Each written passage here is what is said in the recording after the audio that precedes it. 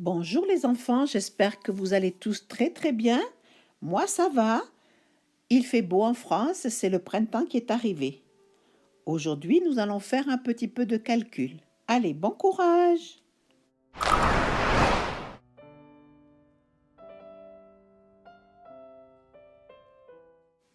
Nous allons étudier aujourd'hui la table de 4.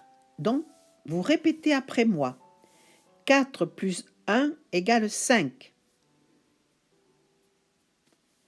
4 plus 2 égale 6. 4 plus 3 égale 7. 4 plus 4 égale 8.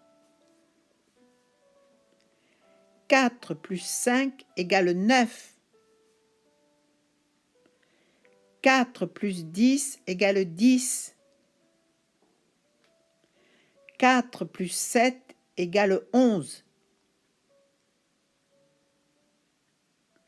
4 plus 8 égale 12. 4 plus 9 égale 13. 4 plus 10 égale 14.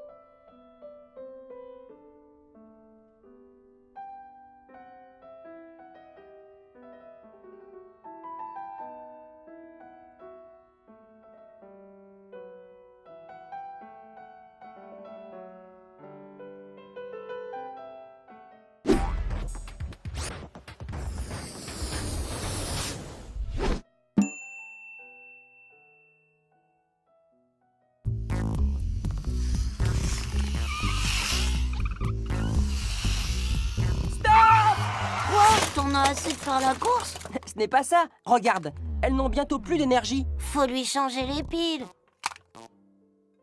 Une seule pile? Et pour l'autre, il faut une autre pile.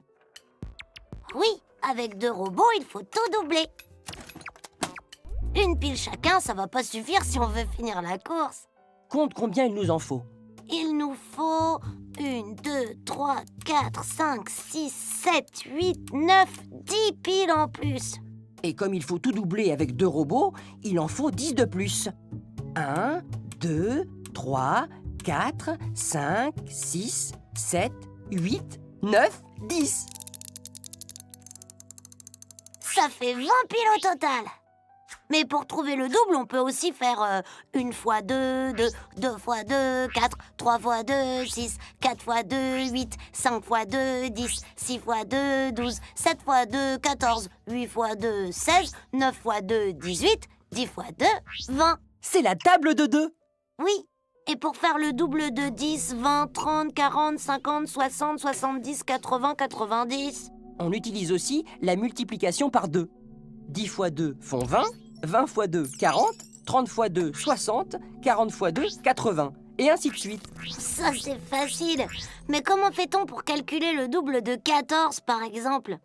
Imagine 2 robots encore plus gros qui ont besoin de 14 piles chacun.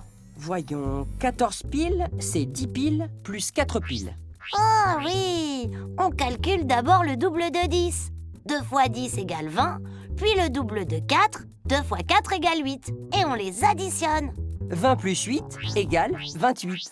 Par exemple, pour calculer le double de 43, On décompose le nombre en 40 plus 3. On double chacun des nombres et on les additionne. Bon, d'accord, c'est facile. Et pour doubler 28, il y a une retenue, non? Ça doit pas être bien compliqué. Alors on voit ça la prochaine fois. Prêt pour le départ? 3, 2, 1, partez!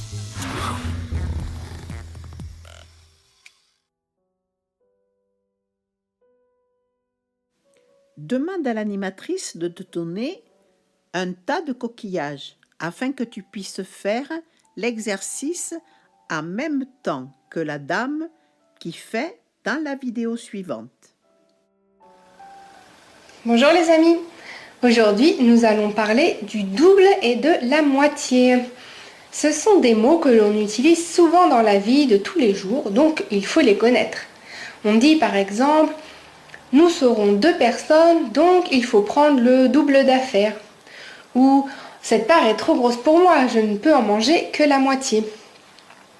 Pour cette leçon, tu auras besoin de tes pions ou de tes bouchons, ceux avec lesquels tu as appris à compter et à additionner, et tu auras besoin de savoir additionner jusqu'à 20.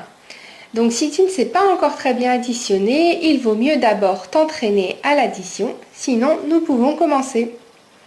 Lorsque je dis que je fais le double d'un chiffre, cela veut dire que je lui ajoute une deuxième fois ce même chiffre. C'est facile, si j'ai 1, j'ajoute à nouveau 1. Et au total, j'obtiens bien sûr 2. On dit que 2 est le double de 1. Maintenant, si je prends 2 pions et que je veux le double, alors je prends à nouveau 2 pions et au total, j'en ai, tu reconnais, j'en ai 4. À toi maintenant.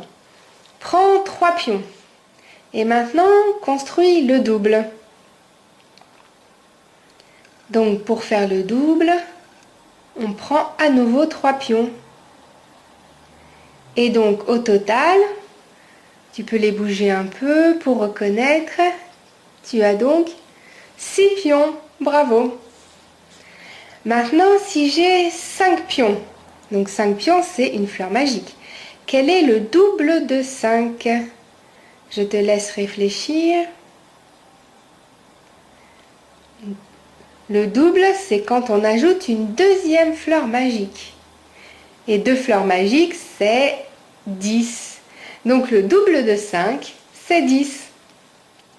Faisons un dernier exemple. Quel est le double de 6? Je te laisse mettre la vidéo sur pause pendant que tu le fais, puis reprendre quand tu auras terminé. Tu as trouvé?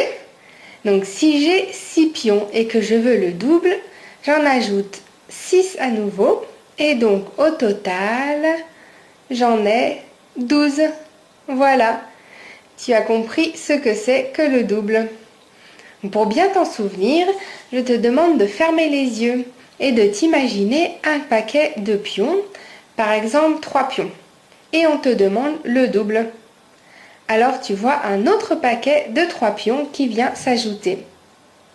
En fait, pour n'importe quel paquet, tu vois à nouveau le même paquet qui s'ajoute. Voilà, très bien. Tu verras que ajouter la même quantité plusieurs fois, cela s'appelle multiplier. Donc là, comme nous avons 2 fois la même quantité, on dit que l'on multiplie par 2. Tu verras donc que connaître le double des chiffres, c'est comme connaître la multiplication par 2. Et tu verras toute la table de multiplication par 2 dans une prochaine leçon. Voilà. Passons maintenant à la moitié. La moitié, c'est l'inverse. C'est quand j'ai une quantité et que je la coupe en deux paquets identiques. J'ai alors 2 moitiés identiques. Par exemple, si j'ai 4 pions et que j'en veux la moitié, je coupe le paquet en 2 et je regarde combien j'en ai de chaque côté. Là, j'ai bien coupé mes 4 pions en paquets identiques. Je n'ai pas le droit de faire 1 plus 3 ou 3 plus 1. Pour prendre la moitié, je coupe en 2 plus 2. Et la moitié de 4, c'est donc 2. Je ne regarde qu'un seul des paquets. Faisons-le maintenant avec 6 pions.